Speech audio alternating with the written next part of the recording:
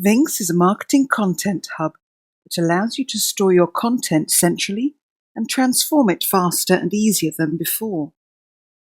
In this second of 4 videos, we're going to show you the creation of structured content, but this time using an image as our foundation, as opposed to a dish name as seen in the first video. I have an image of spaghetti aglio, so I can launch the action and browse to that image on my computer.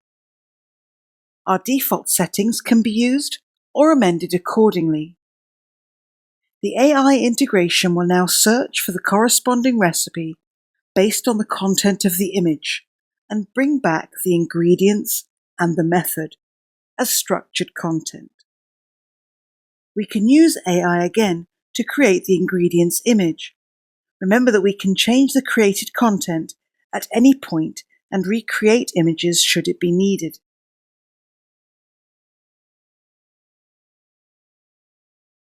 Using standard viingx functionality, we can also put this recipe into a workflow step and assign it to another user. So to recap, in this video, we've created structured content from an image with its ingredients and method using the viingx automation with AI. In the next video, we will show you how to output structured content from viingx to a website. Thank you for watching.